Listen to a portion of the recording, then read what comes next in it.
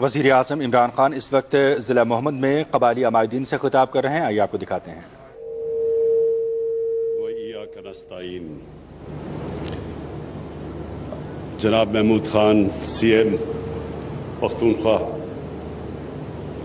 Governor صاحب، معزز حضرات، ممند کے لیڈرز، بزرگ، نوجوان، میں سب سے پہلے آپ کو اپنی حکومت کی پالیسی بتانا چاہتا ہوں۔ جو بھی کوئی حکومت ہوتی ہے اس کا کوئی نظریہ ہوتا ہے، اور وہ نظریہ اس کا روڈ میپ ہوتا ہے، یعنی نظریہ بتاتا ہے کہ وہ حکومت کس طرف جا رہی ہے۔ تو میں پہلے دن سے آپ کو بتا رہا ہوں کہ میرا نظریہ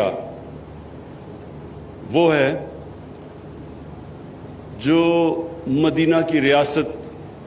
جس اصولوں پہ کھڑی ہوئی تھی وہ ہے ہمارا نظریہ۔ جو ہمارے نبی صلی اللہ علیہ وسلم نے پہلی ایک اسلام کی ریاست بنائی تھی، وہ ایک نظریے پہ بنی تھی۔ وہ نظریہ کیا ہے؟ وہ نظریہ یہ ہے کہ ایک ریاست کی ذمہ داری ہوتی ہے کہ وہ اپنے کمزور طبقے کو اوپر لے کے آئے۔ وہ کمزور طبقہ خود اوپر نہیں آ سکتا، اس کو مدد کی ضرورت ہوتی ہے، اور ریاست کی سب سے زیادہ ذمہ داری ہوتی ہے کہ اپنے کمزور لوگوں کو، جس طرح دنیا کی تاریخ کی پہلی فلاحی ریاست بنائی گئی مدینہ میں، کبھی دنیا میں کوئی سوچ نہیں تھی فلاحی ریاست کی۔ مدینہ کی ریاست میں انہوں نے ذمہ داری لی بیووں، یتیموں، معذوروں، بوڑھوں کو، غریبوں کو، اور دنیا کی تاریخ میں اس طرح کا انقلاب آیا ہی نہیں کہ وہ لوگ جن کی کوئی حیثیت ہی نہیں تھی، وہ انہوں نے دنیا کی امامت کی کئی سو سال تک۔ تو یہ ہمارا ملک بھی، جو ہمارے علامہ اقبال اور قائد اعظم کی سوچ تھی، وہی تھی اسلامی فلاحی ریاست۔ تو جب یہ آپ میرا نظریہ دیکھتے ہیں تو آپ کو سمجھ آ جاتی ہے کہ ہم کس راستے پر نکل رہے ہیں۔ ہماری یہ کوشش ہے کہ جو ہمارے کمزور طبقہ ہے ہم اس کو اوپر اٹھائیں، گورنمنٹ کی ساری پالیسیز وہ ہوں کمزور طبقے کو اوپر لانے کے لیے۔ اور جب آپ کمزور طبقے کی بات کرتے ہیں تو آپ وہ علاقوں کی بات کرتے ہیں جو پیچھے رہ جاتے ہیں۔ جب ملک میں ترقی ہوتی ہے تو جو ترقی ہونی چاہیے وہ سب کو اوپر اٹھانے کے لیے ہونی چاہیے، یہ نہیں کہ ایک علاقہ اوپر چلا جائے اور باقی ملک پیچھے رہ جائے۔ لہذا میرا بڑا واضح موقف ہے قبائلی علاقے کے اوپر، بلوچستان پہ، اور کئی ہماری ڈسٹرکٹس ہیں پنجاب میں، مثلا ڈی جی خان، میاں والی، یہ سب پیچھے رہ گئے ہیں۔ سندھ کے کئی علاقے اندرون سندھ میں پیچھے رہ گئے ہیں۔ تو لہٰذا جو علاقے سب سے پیچھے رہ گئے ہیں ان میں قبائلی علاقہ سب سے نمایاں ہے، کیونکہ جو سسٹم بنا تھا قبائلی علاقے کا، قبائلی علاقہ کا اسپیشل سٹیٹس تھا۔ پاکستان کے صرف 44 قانون قبائلی علاقوں میں لاگو تھے، تو قبائلی علاقے کی کسی نے، کیونکہ قبائلی علاقے کی ووٹ سے تو کوئی اقتدار میں نہیں آتا تھا، نہ سینٹر میں اور نہ تب نارتھ ویسٹ فرنٹیئر پروونس تھا، اب صوبہ پختونخوا، اس میں تو اس کو قبائلی علاقے کی ووٹ کی ضرورت نہیں تھی۔ تو جس طرح سندھ کے اندر جو پارٹی اندرون سندھ سے آتی ہے وہ کراچی کے لیے کچھ نہیں کرتی، تو کراچی کے جو آج کل برے حالات ہیں اس لیے کہ جو پارٹی ووٹ لے کے آتی ہے وہ تو اندرون سندھ سے لے کے آتی ہے، تو ان کے لیے ڈیولپمنٹ کرتی ہے۔ اس سے پہلے یہ جو پنجاب کے اندر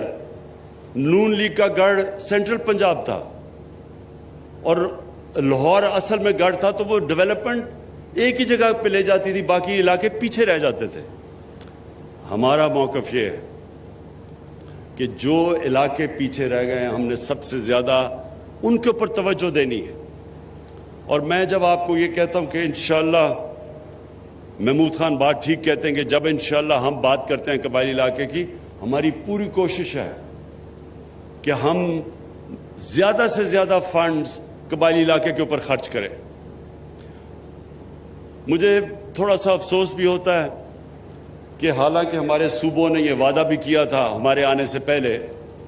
کہ 3% وہ اپنے NFC ایوارڈ سارے صوبے دیں گے قبائلی علاقے کو, لیکن ہم نے جب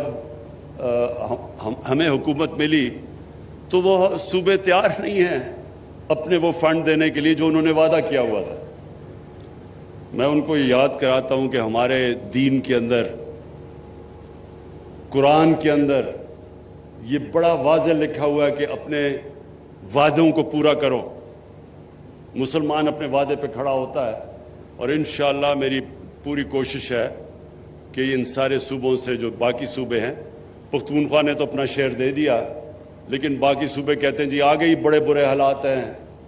آگے ہمیں پیسہ نہیں پورا مل رہا, کیونکہ ملک کے تو آپ سب جانتے ہیں کہ پچھلے 2 سال سے حالات برے ہیں. ٹھیک ہونے والے تھے, پھر کرونا آ گئی, کرونا کی وجہ سے ہمارے پیسہ کم اکٹھا ہوا. لیکن میں پوری کوشش کروں گا انشاءاللہ کہ پختون جو ہمارا انضمام ہوئے علاقے ہیں, پرانا قبائلی علاقہ, میری پوری کوشش ہے کہ آپ کو ہم جو فنڈز, باقی اگر علاقوں کو فنڈز نہیں بھی ملتے, کم از کم قبائلی علاقے اور بلوچستان کو پورے فنڈز ملنے چاہیے. جو محمود خان آپ نے بات کی کہ جو آپ کو ڈیولپمنٹ کے لیے قبائلی علاقے کے لیے فنڈز چاہیے, انشاءاللہ اس کے اوپر ہم پورا زور لگا رہے ہیں. اور آپ کو پتہ ہے کہ پلاننگ کو میں نے پورا کہا ہوا ہے منسٹری آف پلاننگ کو کہ قبائلی علاقے کے لیے آپ کہیں سے بھی فنڈز پورے کریں, کیونکہ مجھے ایک اور خدشہ ہے, ہمارے دشمن ان لوگوں کے ساتھ پوری طرح ان کے ساتھ رابطے میں ہیں, پوری کوشش کر رہے ہیں کہ وہ عناصر جو نہیں چاہتے یہ انضمام قبائلی علاقے کا اور پختونخوا کا, وہ پوری کوشش کریں گے کہ کوئی نہ کوئی انتشار پھیلایا جائے. جو ملک سے باہر دشمن ہیں وہ اس طرح کے عناصر کو پوری طرح فنڈ بھی کرتے ہیں اور بار بار کوشش کرتے ہیں کہ کسی طرح رکاوٹیں ڈالی جائیں یہ جو انضمام ہوا ہے. اس لیے اور بھی زیادہ ضرورت ہے کہ ہم قبائلی علاقے کے اوپر پوری طرح ڈیولپمنٹ میں کوئی کسر نہ چھوڑیں. اور یہ جو انضمام کی وجہ سے ایک اور چیز ہوئی کہ یہ جو تجارت کرتے تھے یا جو چیزیں لے کے آتے تھے افغانستان سے, وہاں اب وہ باڑ لگ گئی ہے جو لگنی بھی چاہیے اسمگلنگ روکنے کے لیے, کیونکہ اسمگلنگ پاکستان کو تباہ کر رہی ہے. ہماری انڈسٹری نہیں ڈیولپ ہوتی اسمگلنگ کی وجہ سے. انڈسٹری اگر نہیں ڈیولپ ہوگی ہم روزگاری ان لوگوں کو دے سکیں گے, اپنے نوجوان آبادی کو. اور دوسری چیز ہم ایکسپورٹ نہیں کر سکیں گے. اگر ایکسپورٹ نہیں کر سکیں گے پاکستان کبھی بھی یہ قرضوں کی دلدل سے نہیں نکل سکتا. تو اس کے لیے ہمیں اسمگلنگ تو روکتی ہے, لیکن وہ لوگ جو وہاں پہلے تو بارڈر تھا ہی نہیں, ان کے لیے بارڈر مارکیٹس کھولنی شروع کرنے لگے ہیں. پوری ہماری تیاری ہو رہی ہے کہ بارڈر مارکیٹس کھلیں تاکہ وہاں جو لوگ جو تجارت کرتے تھے افغانستان سے ان کے لیے موقع فراہم ہو روزگار کے. اور ایک اور بڑی خوشخبری ہے کہ افغانستان میں جو اب امن کی طرف ڈائلاگ شروع ہو گیا ہے طالبان کا اور افغان گورنمنٹ کا, ہم سب دعا کرتے ہیں کہ یہ کامیاب ہو جائے. ادھر بھی ہمیں خوف ہے کہ ایسے عناصر بیٹھے ہوئے ہیں, ایسے ملک جو نہیں چاہتے کہ یہ امن ہو افغانستان میں, اور ہم سب دعا کرتے ہیں کہ اگر افغانستان میں امن ہو جائے تو یہ سارا قبائلی علاقہ, اس سب میں ایک بہت بڑی تبدیلی آ جائے گی, کیونکہ تجارت شروع ہو جائے گی. یہاں سے سینٹرل ایشیا تک موقع ملے گا تجارت کرنے کا، تو وہ خوشحالی آئے گی جو ابھی تک بدقسمتی سے جب سے پاکستان بنا ہے قبائلی علاقے میں وہ خوشحالی نہیں آئی۔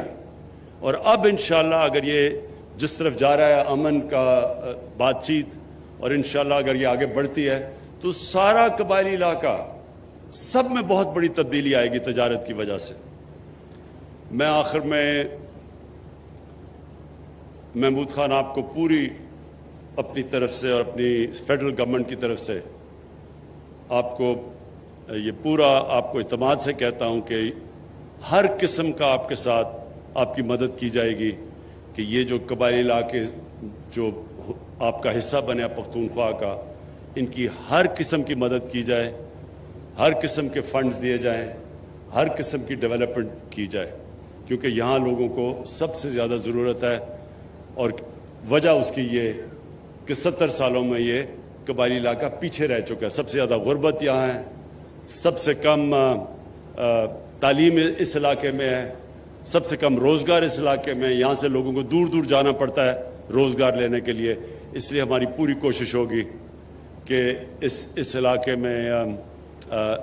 انڈسٹری بھی لگے، اور انڈسٹری وہ لگے جو ایکسپورٹ کر سکے، خاص طور پہ افغانستان، سینٹرل ایشیا میں، جو ایک اور بہت بڑا ذریعہ معاش اس سارے علاقے میں ہو سکتا ہے۔ زیتون ہم کوشش کر رہے ہیں سب اس علاقے میں زیتون کے درخت لگائیں۔ یہ جو ہم نے اسٹڈی کیا ہے یہاں سے لے کے نیچے وزیرستان تک، یہ وہ علاقہ ہے جو سب سے زیادہ جدھر زیتون کے درخت بہترین اگتے ہیں، اور اگر یہ اگلے 3-4 سال تک جو ہم درخت اگا رہے ہیں یہ آپ کو یہی اس علاقے میں اتنی آمدنی دے دے گا کہ آپ کو کسی کو ابھی تک اندازہ نہیں، کیونکہ جو زیتون ہے وہ دنیا میں بھی ایکسپورٹ کر سکتے ہیں، اور ہم جو باہر سے اتنا زیادہ جو تیل یعنی گھی وہ جو باہر سے امپورٹ کرتے ہیں وہ بھی ہمیں نہیں کرنا پڑے گا، اور یہ اس سے ایکسپورٹس بھی بڑھیں گی، اور اس سارے علاقے میں انشاءاللہ خوشحالی بھی آئے گی۔ بہت بہت شکریہ۔